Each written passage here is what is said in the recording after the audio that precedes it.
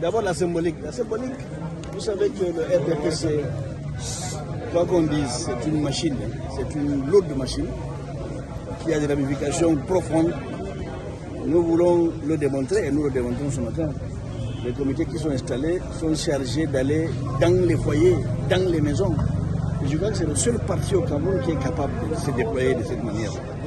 Donc, on va cette fois-ci, l'élection, celle-là, nous, la considérons, n'est pas une élection comme les autres. Parce que nous voulons vraiment relever plusieurs défis lors de cette élection. Et ça nécessite pour nous une préparation énorme, intense. Ça nécessite une organisation méticuleuse. Ça nécessite des ajustements profonds dans notre façon d'agir, dans nos plans d'action.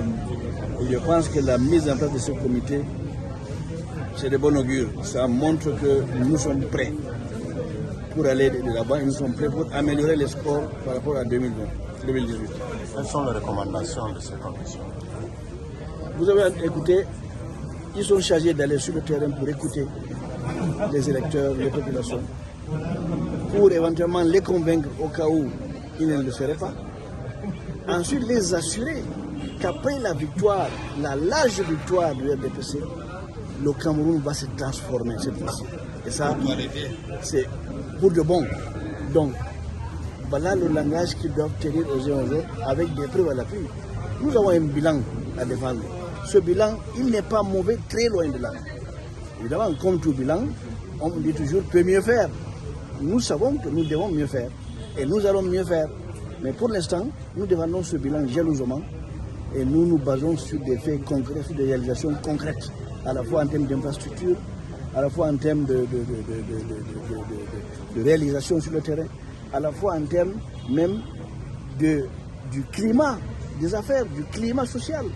La paix, il n'y a rien de plus cher que la paix dans le monde. Et le Cameroun, aujourd'hui, dans le monde, on ne le veut pas, est un exemple de paix, exemple d'île sur laquelle la paix règne du nord au sud, de l'est à l'est. Mr. Président Kagné, que nous venons à Maroua non seulement pour tenir juste, je dis bien juste, le langage de la vérité. Parce que beaucoup de choses se disent. Et nous avons remarqué que certains leaders, entre guillemets, qu'on pourrait appeler aujourd'hui le fake leader, sont devenus les maîtres dans la désinformation. Ils prennent des images qui sont sorties de leur contexte pour en faire des généralités.